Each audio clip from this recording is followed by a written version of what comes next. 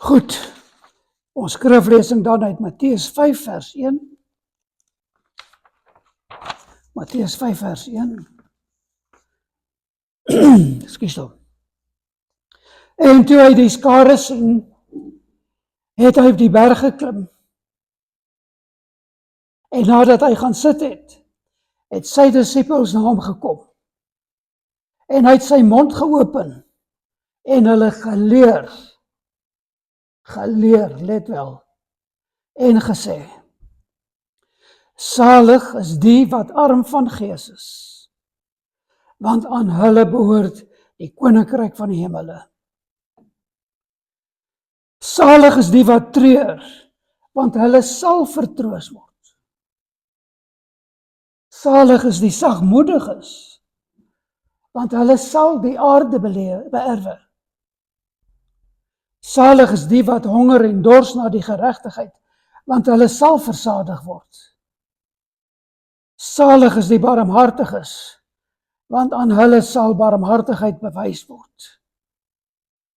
Salig is die wat rein van hart is, want hulle sal God sien. Salig is die vredemakers, want hulle sal kinders van God genoem word. Salig is die wat vervolg word ter wille van die geregtigheid, want aan hulle behoort die koninkryk van die hemele. Salig is julle, wanneer die mense julle beledig en vervolg en valslik allerhande kwaad teen julle spreek om my ontwil. Verbly en verheug julle, omdat julle loon groot is in die hemele, want so het hulle die profete vervolg, wat voor julle gewees het. Julle is die sout van die aarde. Maar as die sout laf geword het, waarmee sal dit gesout word? Dit deug nêrens meer voor, as om buite gegooi en deur die mense vertrap te word nie. Julle is die lig van die wêreld. 'n stad wat bo op 'n stad wat op 'n berg lê, 'n stad wat bo op 'n berg lê, kan nie weggesteek word nie. 'n Mens steek ook nie 'n lamp op en sit dit onder die maatemmer nie, maar op die stander, en dit skyn vir almal wat in die huis is. Laat julle lig so skyn voor die mense, dat hulle julle goeie werke kan sien, en julle Vader wat in die hemel is, verheerlik.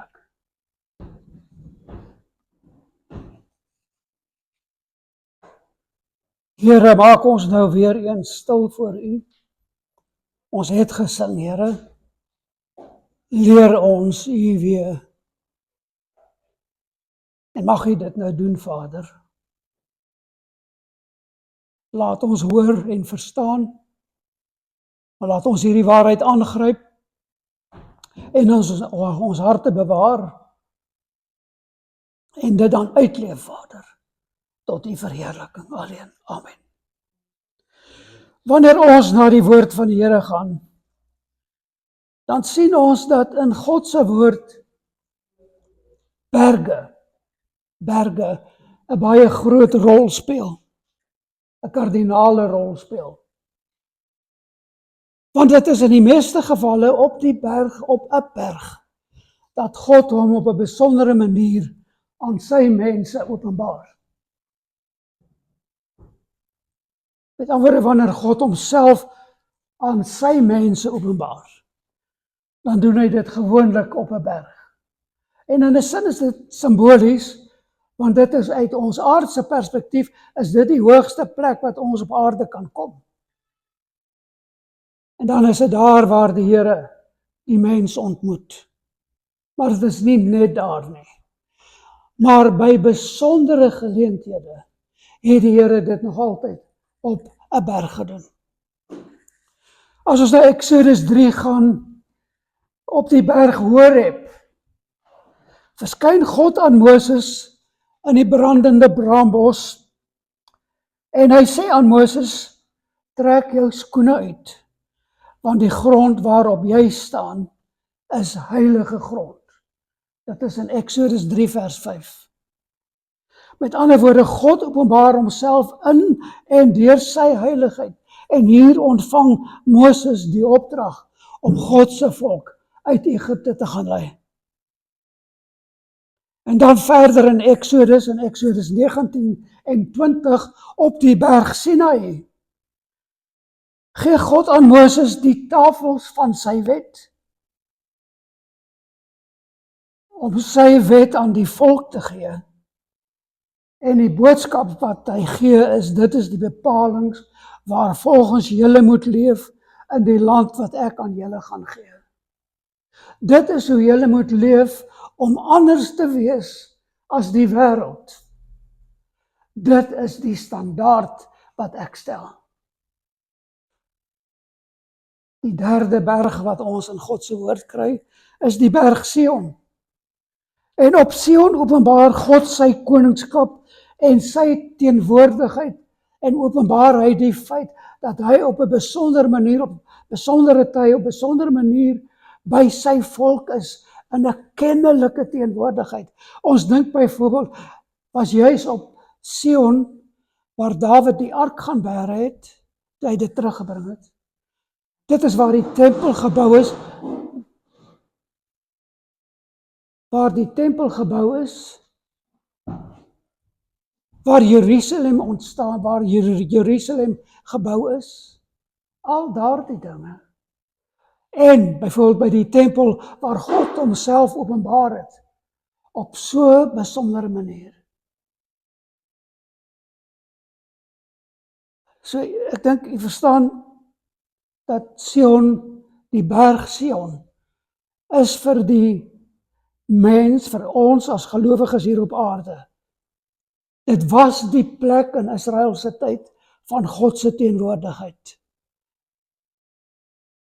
Maar dit is vir ons, ook as ons na die Openbaring kyk, is dit die plek van God se teenwoordigheid, waarvandaan hy gaan regeer. Sion kom 196 keer in die Bybel voor en word gebruik as 'n aanduiding van die berg van Jerusalem, die stad van Dawid, die plek van die tempel en uiteindelik die hemelse Jerusalem. Die hemelse Jerusalem. As ons kyk na waar dit in die woord beskryf word, Psalm 2 vers 6, ek het my koning gesalf op Sion, my heilige berg. Was 'n vooruitskouing, 'n vooruitwysing na Jesus wat sou kom. Ek het my koning gesalf op Sion, my heilige berg, sê die Here. Psalm 132, 13, vers 13, want die Here het Sion verkies. Dit begeer hy as woonplek vir hom. Dit is my rusplek vir ewig, sê die Here. Hier sal ek woon, want dit het ek begeer. Jesaja 2 vers 2, nog 'n profesie. En al die nasies sal na Sion stroom, want uit Sion sal die wet uitgaan en die woord van die Here uit Jerusalem. So Sion en Jerusalem dieselfde. En dan kry ons die bevestiging daarvan in Openbaring 14 vers 1. Toe het ek gesien, die lam staan op die berg Sion. Die lam staan op die berg Sion en saam met hom die 144.000. So daar behoort geen twyfel by ons te wees dat die berg Sion 'n baie besondere plek nie net in God se woord het nie, maar daarom dan ook by homself. Maar daar is nog 'n berg, die berg van verheerliking. Die berg van verheerliking, die berg sonder naam. Matteus 17. Petrus, Jakobus en Johannes gaan saam met Jesus op na 'n hoë berg. Dit is waarskynlik dat dit 'n sekere berg was, maar ek kan dit nie sê nie, want dit word nie so gestel daar nie. 'n Hoë berg, dis goed genoeg. En dan lees ons in Matteus 17 vers 2, en luister mooi wat dan gebeur, Matteus 17 vers 2. En Jesus het voor hulle van gedaante verander. En sy aangesig het geblink soos die son, en sy klere het wit geword soos lig. En kyk, daar verskyn aan hulle Moses en Elia in gesprek met Jesus. En toe begin Petrus, wat nou saam met Jesus daar was, te sê, Here, dit is goed dat ons hier is. Dit is goed, want kyk wat beleef ons. As u wil, laat ons dan hierdie 3 hutte maak, vir u ene, en vir Moses een, en een vir Elia. En terwyl hy nog spreek, oordek 'n helderligte wolk hulle met eens, en daar sê 'n stem uit die wolk, dit is my geliefde seun, in wie ek 'n welbehae het. En dan, luister na hom. Luister na hom. Kom my opdrag. Kom my opdrag. So Jesus word dus hier deur God op daardie berg van verheerliking, word Jesus verheerlik en hy word deur God bevestig. En God sê terselfdertyd dat ons na hom, Jesus, moet luister.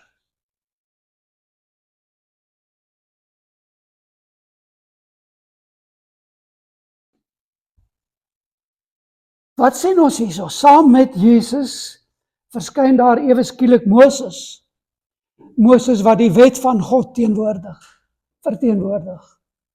En Elia wat die profete verteenwoordig. Dit wil sê, as ons praat van die wet en die profete, die hele Ou Testament is daar. Dit is wat hulle voorstaan, dit is wat hulle daar verbeeld. Die Ou Testament is daar saam met Jesus. Maar wat dan gebeur? Moses en Elia verdwyn. En al wat daardie 3 disippels sien, is Jesus alleen. Hulle sien Jesus alleen. En dit is dit wat in Hebreërs 1 vers 1 bevestig word. Nadat God baie keer op baie maniere in die ou tyd gespreek het tot die vaders deur die profete, Ou Testament, het hy, die vaders en die profete is die Ou Testament, het hy in hierdie laaste dae tot ons gespreek deur die Seun. Nou spreek God deur die Seun. En God se vermaning is baie spesifiek, soos dit in Matteus 17 vers 5 staan. Wat sê God daar? Dat hy is my geliefde seun. En wat kom die opdrag? Luister na hom. Luister na hom. Die laaste berg waarna ons kyk, is die berg van die bergrede. Hierdie deel in Matteus 5. Die berg van die bergrede. Geen naam, ons weet net, dit was 'n berg in Galilea, want dit is waar hulle bevind het op daai stadium. En dan lees ons in Matteus 5 vers 1 en 2 in ons teks, en toe hy die skare sien, het hy op die berg geklim. En nadat hy gaan sit het, het sy disippels, sy volgelinge na hom gekom, en hy het sy mond geopen, en hulle geleer, en gesê, en dan volg die saligsprekinge. En wat daar dan uit die mond van Jesus kom, is nie die kliptafels van die wet nie, soos by Sinaï nie.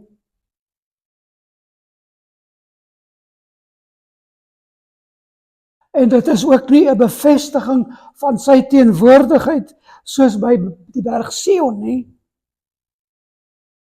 of die verheerliking en die bevestiging van Jesus aan die disippels op die berg van verheerliking nie. Hierdie keer is dit wat uit Jesus self kom, naamlik die saligsprekinge wat deur hom gespreek word. Soos wat God gesê het,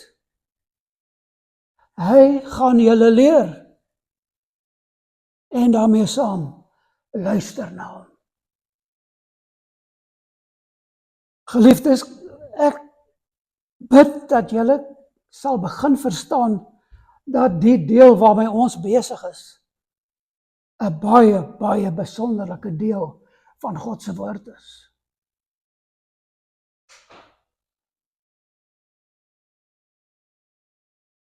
Hier vind ons, soos wat ek verlede keer ook verduidelik het, die grondwet, maar eerder, miskien beter omskryf deur die woord manifest.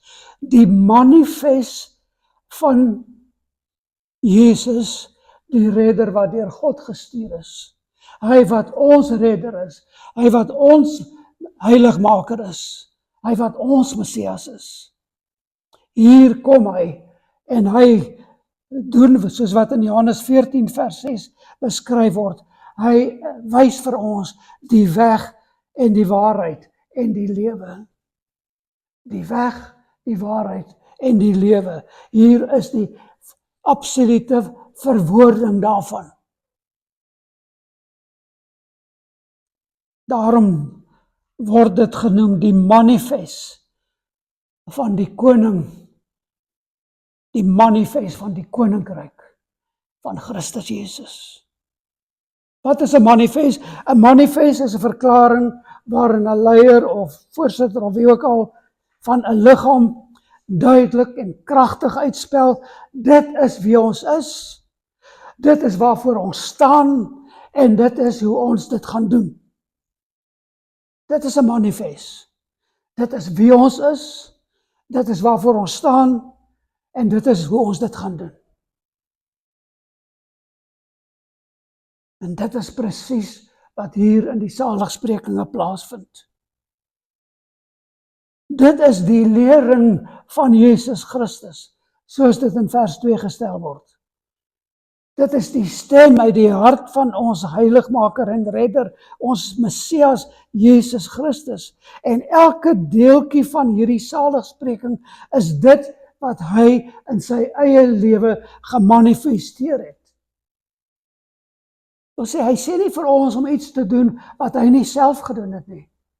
Elkeen van hierdie saligsprekinge was waar of is waar van homself gewees. Dit is nie dus vir enige iemand, as ons dit ooit sou sien, Vader behoede ons. Dit is nie 'n stel reëls nie, nie 'n stel etiese gedragspatrone nie, nie 'n stel morele voorskrifte nie. Dit is nie suggesties nie. Dit is wat die Seun van God, ons koning, self vir ons sê, dit is my manifest.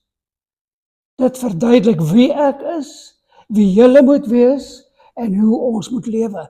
Hoe ek gelewe het, en hoe julle moet lewe. Hoe ek gelewe het, hoe julle moet lewe. Dit is die saligsprekinge wat hier is. En die 4 evangelies getuig daarvan dat Jesus Christus self elkeen van hierdie waarhede uitgeleef het. Hy het dit beliggaam. Hy het dit in sy lewe, in sy liggaam ondervind. Dit is waar ten opsigte van hom. Hy was arm van gees. Hy het nie gehuiwer om homself te verneder nie. En ons kan aan soveel voorbeelde dink. Elkeen van hierdie kan ons aan hoeveel voorbeelde dink. Hy het getreur. Hy was sagmoedig. Hy het gehonger en gedors na geregtigheid. Hy was barmhartig. Hy was rein van hart. Hy was vredemaker. Hy was beledig en vervolg ter wille van geregtigheid. Hy was valslik beskuldig en allerhande kwaad is teen hom gespreek. Geliefdes, Jesus Christus is self die beliggaaming gewees van elkeen van hierdie saligsprekinge. Daarom kan hy hierdie saligsprekende lering tot ons rig. Soos hy byvoorbeeld ook in Johannes 13 vers 15 gedoen het, nadat hy sy disippels se voete gewas het. Dink net, waarvan is dit 'n beliggaming? En nadat hy dit gedoen het, het hy gesê, ek het vir julle 'n voorbeeld gegee, sodat julle kan doen, soos ek vir julle gedoen het. So hierdie opdrag is nie 'n opdrag om met 'n skottel rond te gaan en 'n handdoek oor ons skouer om mense se voete te was nie. Nee, waarvoor pleit Jesus? Vir die gesindheid, vir die bereidwilligheid om sy disippels se voete te was wat hy gedoen het.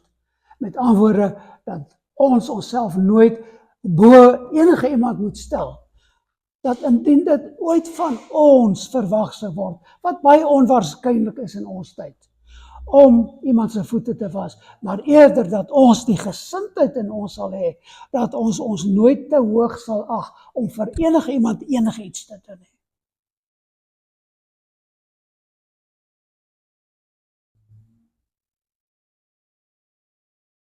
Met ander woorde, hy pleit vir die gesindheid van 'n slaaf. Want wat Jesus daar gedoen het, daar in Johannes 13, was gewoonlik normaalweg die werk van die slaaf van die huis. En hy het by die deur gewag en as die besoekers ingekom het, is die voete gewas. Jesus het dit gedoen. Hy het die gesindheid van 'n slaaf daar getoon. En hy sê, doen soos wat ek vir julle gewys het.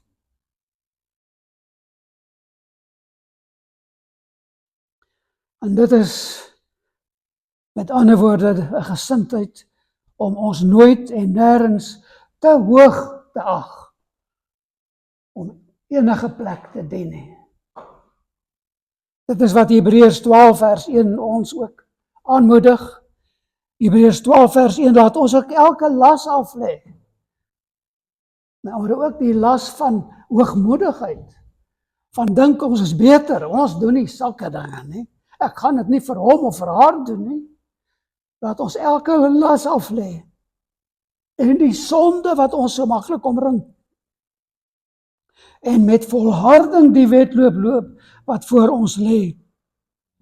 Die oog gefestig op Jesus, die leidsman en volëinder van die geloof, die voorganger, die leier in geloof, wat vir ons die voorbeeld stel, wat vir die vreugde wat hom voorgehou is, die kruis verdra het, die skande verag het. Hy het die skande verag van die kruis, want die kruis was die veragtelikste dood van daardie tyd. Net die grootste, sluiste, mees gemeene misdadigers is gekruisig. Net hulle. En dis waarop die Jode aangedring het. En daarom is hy gekruisig. Maar hy het self dit nie onder hom geag om gewilliglik dit te doen.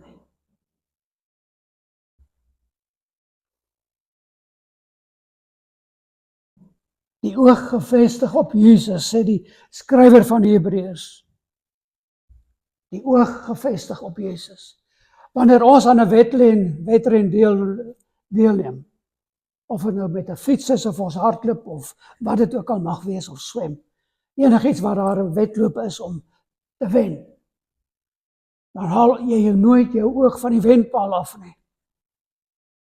Jy bly daarop gefokus. En dis wat hy die woord wat hy hier gebruik, die oog gefestig op Jesus. En wat hy hierdeur vir ons wil sê, as ons verstaan wat Christus moes verduur, hy wat die skepper van hierdie heelal was, hy wat die skepper was van daardie boom waaraan hy gekruisig is, die skepper is van daardie klippe wat gemaal is om die spykers te produseer, hy wat die skepper is van elke soldaat wat sy hand op hom gelê het. die mense wat op hom gespoeg het. Hy het dit nie te hoog geag om dit te verduur nie. En hy sê hier, ons oog gefestig op Jesus. Kan ons begin verstaan dat daar in die lewe van 'n gelowige nooit ooit enige swem van hoogmoed of trots moet wees nie. Geen swem daarvan hoort in ons lewens nie. Met ander woorde, wanneer daar selfs oorwinnings is, dat dit in absolute nederigheid sal wees.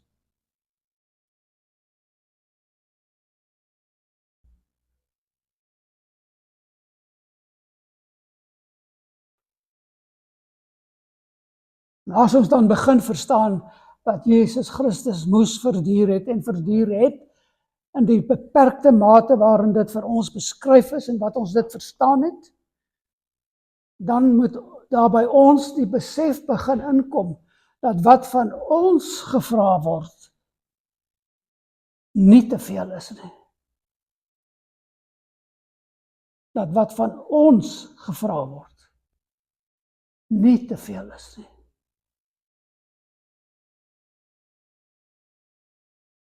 En dan begin ons ook verstaan dat ons verstaan van die evangelie. Ons verstaan van die evangelie. En ons moet dit verstaan. Is nie meer dat dit 'n keuse vir ons is nie. Die evangelie van Jesus Christus is nie 'n keuse. Een van 'n paar dinge waarin ons moet glo, of wat ons as hoog in ons lewens ag nie. Die evangelie is nie vir ons 'n keuse nie. En nou, soos wat ons verlede keer gesien het, begin ons dalk beter verstaan waarom dit laas gesê is dat dit lyk asof vir die kerk van ons dag die evangelie 'n keuse, 'n opsie geword het.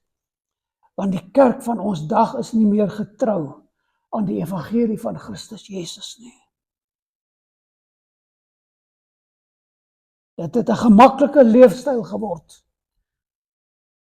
Net 'n gemaklike leefstyl.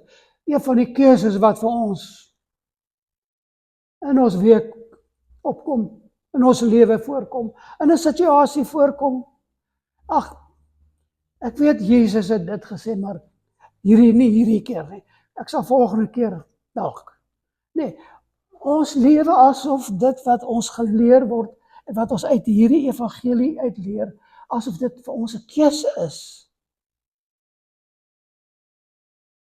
Dank julle, Jesus het dit as 'n keuse bedoel. Dat ons opsies het waaruit ons kan kies, hierdie veelvuldige vraag opsie. Dat ons maar kan kies, vandag gaan ek dit kies en nie vandag nie dit nie. Dit is nie 'n opsie nie, geliefdes. Dit is nie 'n opsie nie. Dit is die evangelie van Jesus Christus wat dit vir ons sê. Maar ons lewe nog al die tyd asof dit so is. Deur die jare het die kerk vervlak tot waar dit nou 'n opsie is vir die kerk, vir die gelowige.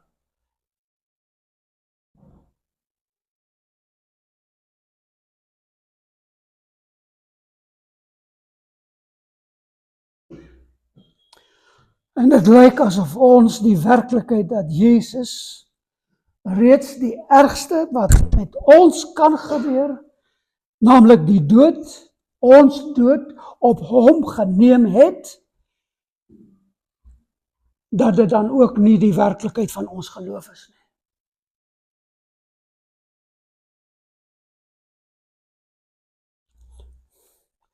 Ons weet almal in Openbaring 2 en 3 skryf Jesus aan die gemeentes, die 7 gemeentes, skryf hy briewe om elke keer vir hulle te wys waar hulle tekortskiet in terme van wie en wat hulle as gemeente moet wees. En ons weet, en julle dit al gehoor, en julle glo dit, glo ek, dat dit 'n brief is ook aan die gemeentes van ons tyd, en dat elkeen van daardie briewe kan ons nou gaan kyk, en ons sal dit vind wat op ons van toepassing is. En dan in Openbaring 2 vers 10 skryf Christus aan die gemeente in Smyrna. Hy skryf in Openbaring 2 vers 10, wees getrou tot die dood toe. Getrou waaraan?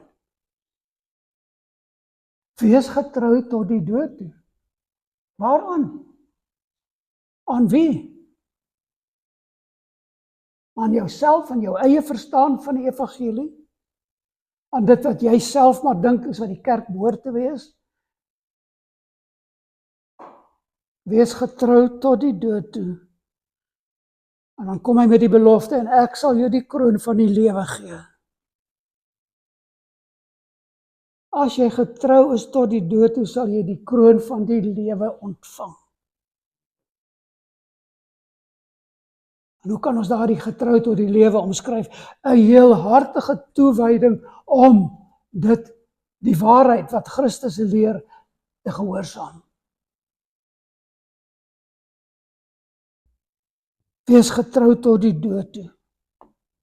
En ek sal jou die kroon van die lewe gee. En dan kom hy in vers 11 en hy sê, wie 'n oor het, laat hom hoor wat die Gees aan die gemeente sê. En dan weer eens, die wat oorwin, die wat getrou is tot die dood toe, sal deur die tweede dood geen skade ly nie. Maar julle sal die ewige lewe ontvang. Paulus skryf in Filippense 1 vers 21, vir my is die lewe Christus en die sterwe wins. As ons dit verstaan, as ons die evangelie so verstaan, dat dit van ons 'n totale hartstoewyding verg om totaal in algehele gehoorsaamheid aan Christus, in gehoorsaamheid te lewe so ver as wat ons kan, dan kan ons dan saam met Paulus dit in Filippense sê, vir my is die lewe Christus en sterwe wins. Dis nie vir my 'n verlies om te sterf nie. In Matteus 11 vers 29 sê Jesus, maar hy het nou reeds die saligsprekinge gegee. Dan 6 hoofstukke verder in Matteus 11 vers 29 sê hy, neem my juk op julle. Neem my juk op julle. Dit wat ek julle leer, neem dit op julle. En leer van my. Want ek is sagmoedig en nederig van hart. En julle sal rus vind vir julle siele. As julle dus is soos ek is, dan sal julle rus vind vir julle siele. Daar gee hy daardie belofte wat reeds hier op aarde vir ons 'n moontlikheid is. As ons geloof die werklikheid is, dan het ons reeds hier rus wat vir ons siele. En ons sal nie deur die wêreld gejaag word nie. En ons sal nie toelaat dat die wêreld ons jaag nie. En ons het ook die vreugde wat alle verstand te bowe gaan. Dis reeds hier vir ons op aarde beskore. In elkeen van hierdie gevalle gaan dit oor ons gesindheid, ons lewenshouding. En dan moet ons nou let mooi daarop. Kyk na daardie saligsprekinge. In elkeen van hierdie saligsprekinge word ons nie aangespreek, en luister nou mooi, om te doen nie. Hoor mooi wat ek sê. Ons word nie aangespreek om te doen nie. Kyk bietjie mooi of julle kan verstaan wat ek bedoel. Ons word nie aangespreek om te doen nie.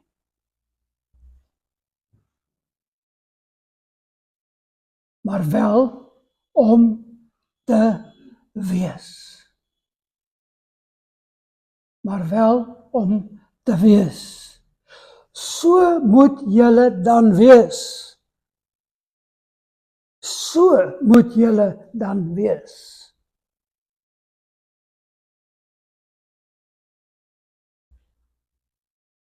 Hierdie saligspreking is nie 'n lys van gaan doen nie, maar is die aanmoediging om te wees wat Christus Jesus self was.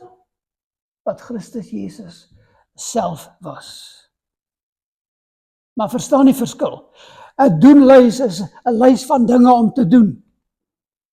En dit is gewoonlik korttermyn. Dis gewoon 'n korttermyn. Maar 'n weeslys is langtermyn. Dit is vir die leeftyd. Ook 'n doenlys is gewoonlik om op my eie krag staat te maak. Maar die weeslys laat my besef ek moet staat maak op Christus. Want soos Filippense 4 vers 13 sê, ek is tot alles in staat deur Christus wat my krag gee. So ek moet verstaan, my geloof en my belewenis van geloof, my uitleef van geloof, my fokus in die geloof is lewenslank. Dis nie vir 'n termyn nie, dis nie korttermyn nie, dis nie net hier nie. Ek moet verstaan dit is lewenslank.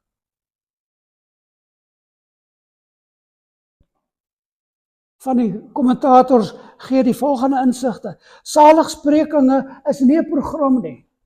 Die kerk kan nie nou 'n program gaan uitwerk en sê, goed, hierdie week is saligspreking 1 vir ons op die lys, gaan kyk hoe julle saligspreking 1 kan uitleef, of hier is 17 suggesties om dit te doen nie. Ons kan nie 'n program daarvan maak nie. Dit sê, is nie 'n program nie, maar 'n identiteit. Nie 'n program nie, 'n identiteit. Ander sê, saligsprekinge vorm saam een geheel, een prent van wat die ware gelowige streef om te wees. Een prent. Onthou julle wat ek verlede keer verduidelik het, 'n tekening is die samestelling van 'n hele klomp lyne. En elke keer wat ons besig is om te lewe, is ons besig om lyne by te voeg. Elke dag kom daar lyne by. En dan moet ons vir onsself, wanneer ons by daardie punt kom, vra, hoe lyk my prentjie van die Christendom? Is die lyne wat ek elke dag vorm, dra dit by tot die geheel? En dra dit by tot die beeld van Christus Jesus in ons lewens?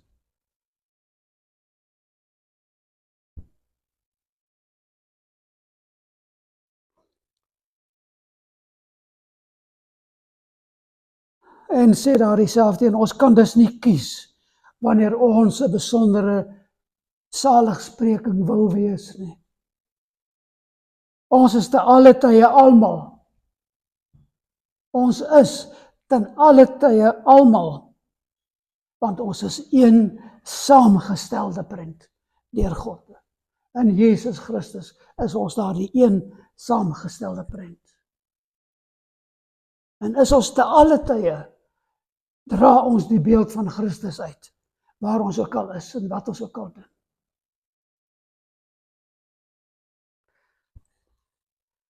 Nou, voordat ons na die saligsprekinge self kyk, net 'n herinnering van die besondere samestelling. Onthou, elke saligspreking het 3 elemente.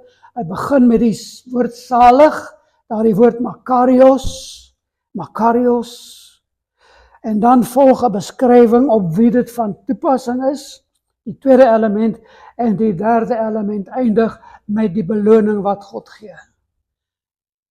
Salig van God se kant af wat hy gee, die saligheid. Beskrywing op wie dit van toepassing is, met die besondere beloning. En dan onthou ek die woord makarios, 'n toestand van diep geestelike welstand. Toestand van diep geestelike welstand, wat nie deur ons uiterlike omstandighede of dinge beskryf, bepaal word nie. Maar dit wel beleef word, omdat dit daardie Makarios deur God geskenk word. Deur God geskenk word. So Makarios is moontlik, omdat dit 'n geskenk van God is. En dan in besonderlik is dit 'n geskenk vir die ene wat dit sy strewe maak om te wees wat Jesus vra dat ons moet wees. Goed, die eerste saligspreking, ons gaan net met die een vandag klaar kom, so wees gerus. Sal hopelik volgende keer deur die res kom. Die eerste saligspreking, Matteus 5 vers 3. Salig is die armes van gees, want aan hulle behoort die koninkryk van die hemele. Hier met die eerste een, en hy is belangrik, hy is ontsaglik belangrik hier die eerste een. Want dit is die fundament, die basis van al die saligsprekinge. En as jy nie deur die eerste ene tot die ander gaan nie, kom jy nooit by die ander uit nie. As jy nie deur die eerste saligspreking na die ander toe gaan nie, kom jy nooit by hulle uit nie. Hy is die poort na al die saligsprekinge. En as jy hierdie ene verstaan, begin jy die hele bergrede, al die saligsprekinge verstaan. En dan sien ons, Jesus begin nie by die sterkpunte van die mens nie. Hy begin by die swakste plek. En hy begin by die eerste plek wat aangespreek word wanneer ons die evangelie van Christus Jesus hoor, naamlik dat ons mense is wat so sondig is en wat so nederig moet wees dat ons dit erken. Dat ons erken dat ons sondig is. Dit is die beginpunt van die evangelie. Daarsonder is daar nie die goeie nuus van die evangelie nie.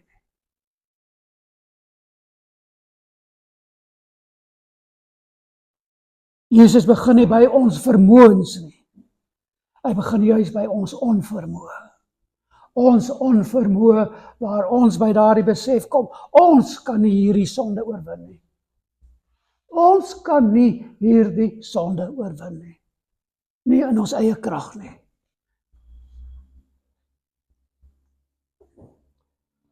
Een van die kommentators het dit so gestel, dit is die groot skok van die evangelie. Die groot skok van die evangelie. En hoor hoe hy dit dan beskryf. Die deur na die koninkryk. Die deur na die koninkryk is so laag.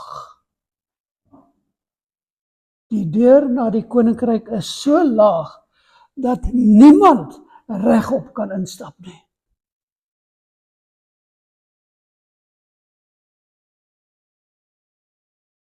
Net die wat kruip, kom deur.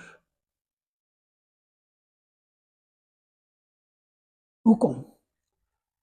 Omdat ons van aangesig tot aangesig kom met die allerhoogste God, wat sy seun gestuur het om met ons sondes te werk, te handel, daarvoor gekruisig is, uit die dood uit opgestaan is. Dan kom ons van aangesig tot aangesig met hom en niemand kan in sy teenwoordigheid bly staan nie. Niemand kan in sy teenwoordigheid bly staan nie. Daarom moet ons baie mooi dink voordat ons ooit deelneem aan sogenaamde worship wat in alle glorie en eer aan self gelewer word en beleef word. Die glorie van God is nie daar nie. As ons waarlik van God se glorie praat, sal ons almal op ons gesigte neerval. En dit moet ons verstaan. So wat beteken dit om arm van gees te wees? Jesus gebruik die woord wat julle al ken, ek het al voorheen gebruik, die Griekse woord ptoukos, wat beteken Iemand wat nie beteken iemand wat min het nie, maar iemand wat niks het. Nie iemand wat min het nie, maar iemand wat niks het nie. Nie 'n arm mens nie, maar 'n armsalige bedelaar wat totaal in afhanklikheid van ander staan, wat op geen manier iets uit homself en in homself kan genereer om iets te verdien nie. Vir daardie ene wat dink hy kan iets in homself verdien, is daar 'n ander Griekse woord, dis die Griekse woord penes. Penes. Hy is nog in staat om iets te doen, self te verdien. Hy is eintlik selfvermoond. Maar die gelowige se geloof begin nie by selfvermoond nie. Dit begin by ptoukos, waar jy met totale leë hande voor Christus kom. Leë hande. Niks van jouself nie. Niks van iemand anders nie. Niks van die wêreld nie. Niks. Dis iemand wat nie iets kan aanbied nie iets kan wys nie, kan bydra, kan ruil, maar eintlik wat dit op neerkom, hy kom aan die einde van homself. Hy kom aan die einde van homself. En geliefdes, ek wil aan die hand doen dat dit nie net iets is wat by ons wat wanneer ons geloof begin, daardie dag van redding gebeur nie. Inteendeel, dit behoort die belewenis van 'n gelowige gereeld te wees. Gereeld te wees dat ons aan die einde van onsself kom en weer eens na God en Christus gaan en sê ek het niks om aan te bid nie. In hierdie lewe het ek niks om aan te bid nie. Wees my genadig. Dis iemand wat sy hande uithou en sê, Here, ek het niks. Ek is niks. Ek kan niks. Ek bring niks. Ek is totaal afhanklik van U. Ek is totaal afhanklik van U. Dis die tollenaar in Lukas 18 wat nie eers sy oë durf opslaan nie, maar op sy bors slaan en sê, o God, wees my sondaar genadig. Wees my sondaar genadig. Lukas 18. Dis die mens wat ophou probeer om homself te red, om homself te verbeter, om sy eie geregtigheid op te bou. Ophou probeer om vir God te wys dat hy goed genoeg is. Dis die mens wat sê, Here, as U nie red nie, as U nie die uitkoms gee nie, is ek verlore. Daarom is dit ook die verlore seun in Lukas 15 vers 18 wat daar in die varksluik sit en sê, ek sal opstaan en na my Vader gaan. En besef hy het niks om die Vader aan te bid nie. Dit is die ene wat deur God ontvang word in sy geestelike armoede, waarvan Jesus hier praat. Dit is die ene wat deur God ontvang word. En ons kry dit telkens bevestig, selfs in die Ou Testament, Jesaja 66 vers 2. Dit is die ene na wie ek sal omsien, sê God. Hy wat nederig en verslaaf van gees is en bewe vir my woord. En bewe vir my woord. Psalm 51 vers 17. Die offers van God is 'n gebroke gees, 'n gebroke en verslae hart sal U, o God, nooit verag nie. Die laaste deel van Jesaja 57 vers 15. Ek woon by die verpletterde en nederige van gees, om die gees van die nederiges lewend te maak. Daar bevestig hy dit as 'n vooruitskouing van wat Jesus kom om te doen. So armoede van gees beteken in die eerste plek dat ek myself sien soos God my sien. Hoor julle wat ek sê? Dis 'n belangrike ding om te verstaan. Dat ek myself sien soos God my sien. Sonder 'n masker, sonder enige pretensie, sonder selfregverdiging. En dit is nie selfhaat nie, geliefdes, dit is net selfeerlikheid. Dit is die einde van trots, dit is die einde van om voor te gee, dit is die einde van ek kan dit self doen. Dit is die drenkeling wat ophou spartel, sodat hy gered kan word. Dit, geliefdes, is die einde van al hierdie gesindhede waarmee ons nog so dikwels na die Here gaan. Dis die einde van daardie gesindhede. Maar dit is die begin van genade. Die begin van God se genade is juis daar.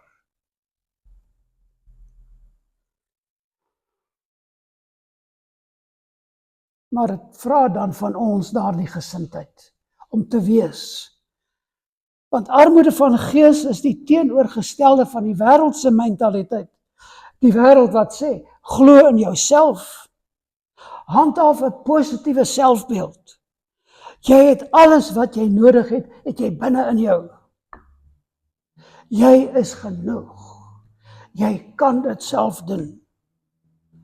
Maar Jesus sê, jy het niks, jy kan niks, jy bring niks, jy is geestelik bankrot. En dit is die beginpunt van genade. En dit is waar armoede van gees inkom. Die wêreld bou op selfvertroue. Die koninkryk bou op God vertroue. Die wêreld bou op selfhandhawing, die koninkryk bou op selfverloning. Die wêreld bou op selfvervulling, die koninkryk bou op selfprysgawe. Kom ons kyk net vinnig na daardie belofte, die derde deel van die saligspreking. Aan hulle behoort die koninkryk. Aan hulle. En let wel hoe dit gestel word, dit is nie in die verlede tyd nie, of nog in die toekomstige tyd nie, dit sluit wel die toekoms in, maar dit spreek reeds van die hede. Hulle sê nie, jy sal eendag die koninkryk kry nie, of dit sal later jou deel word nie, of dit sal uiteindelik kom, niks soos daarin nie. Hy sê, aan hulle behoort, nou, aan jou, behoort die koninkryk. Dit is reeds jou deel, as jy is wat jy moet wees. Jy kan dit reeds nou beleef. En as dit nou joune is, dan is dit ook in die toekoms joune. Hy sê, aan hulle behoort die koninkryk. Nou reeds. Jy is nie op pad na die koninkryk nie, jy is reeds in God se koninkryk. En dan het ons weer die ding met die wêreld sê, net die sterkstes oorleef, maar Jesus sê nee, net die nederiges oorleef. Die wêreld sê, net die selfversekerdes kom bo uit, maar Jesus sê, net die armoediges kom in. En die wêreld sê, net die mense met iets om te wys, kry toegang. Maar Jesus sê, net die mense wat niks het, en hulle kry alles. Waarom begin Jesus dan juist daar? Omdat dit die fundament van alles is. En nou kan jy na al die seuns, al die saligsprekinge gaan, en jy sien, jy kan nie treur oor sonde, as jy nie eers sien hoe bankrot jy is nie. Jy kan nie sagmoedig wees, as jy nie eers jou trots laat breek nie. Jy kan nie honger en dors na geregtigheid, as jy nie eers besef hoe leeg jy is nie. Jy kan nie barmhartig wees, as jy nie eers God se barmhartigheid self ontvang en beleef het nie. Jy kan nie rein van hart wees, as jy nie eers jou hart se onreinheid erken het nie. Jy kan nie vrede maak, as jy nie eers vrede met God het nie. Jy kan nie vervolging dra, as jy nie eers jou eie identiteit in God gevind het nie.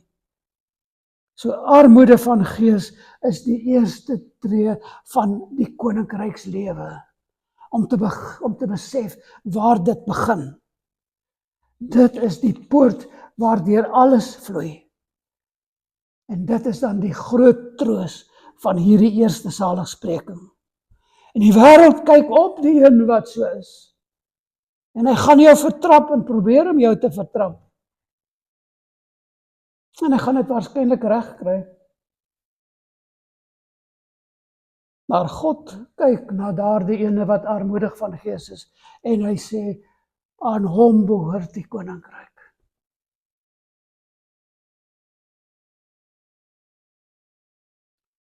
Vers wat ek net hier wil byvoeg wat nie op die bulletin is nie.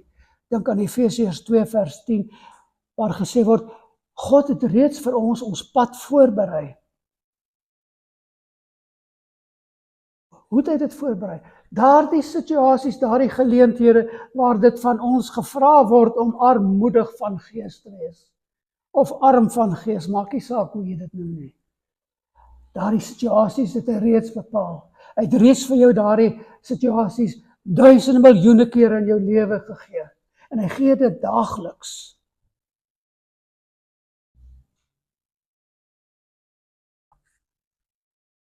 Hy gee die koninkryk aan hom wat arm van gees is. Aan die mens wat sy hande oopmaak en sê, Here, ek het niks, maar U het alles. Here, ek is niks, maar U is alles. Nie glans nie, nie pragt of praal of volmaaktheid nie. Net bloot die behoefte van 'n behoeftige siel. En daar vloei die genade na jou toe. Dit is daar die gaatjie, die spreekwoordelike gaatjie in die damwal. Want dis waar hy begin. Sodat strome van seëning na jou kan vloei. En al hierdie ander seënsprekinge begin daar. Daarom sê ek weer, moenie aanbeweeg na die tweede en die derde voordat jy nie daar begin het nie.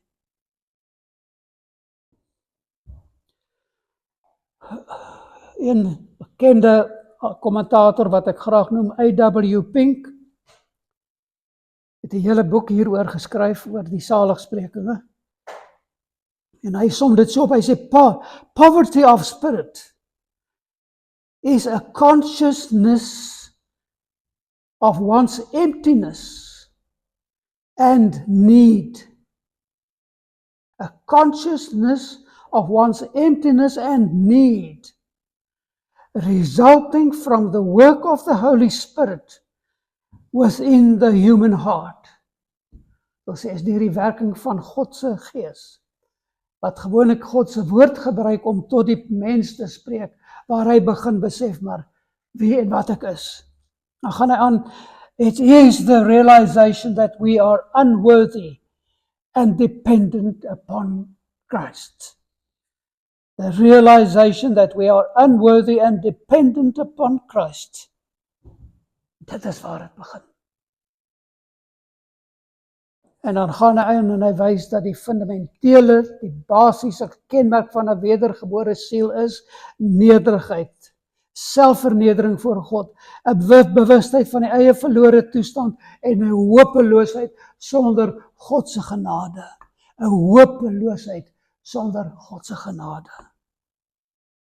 En as hy vind rus in Christus, wat in Matteus 11 vers 29 sê, neem my juk op julle en leer van my. Leer van my. En onthou, hoe begin dit in Matteus 5? Leer van my, het gaan sit en hulle geleer. Want ek is sagmoedig en nederig van hart, en julle sal rus vind vir julle siele. Matteus 11 vers 29. En daarom moet ons besef, geliefdes, en dis waarmee ek afsluit, hierdie eerste saligspreking is nie 'n juk of 'n las of 'n hindernis of enige soets nie. Maar dit is waarlik wat dit bedoel is om te wees. En hoe dit elke keer begin, is 'n saligspreking. Hoe om salig te wees. Dit is die deur na die genadetroon en die toegang tot die koninkryk. En my slotvraag is dit, My slotvraag is dit.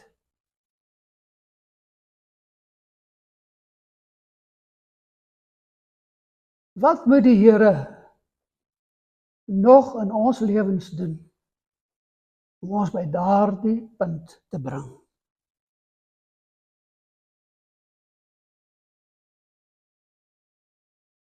Ek gaan sê, wat moet hy nog doen?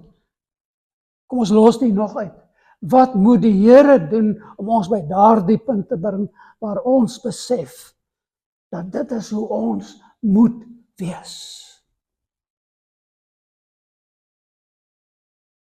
Mag die Here ons seën.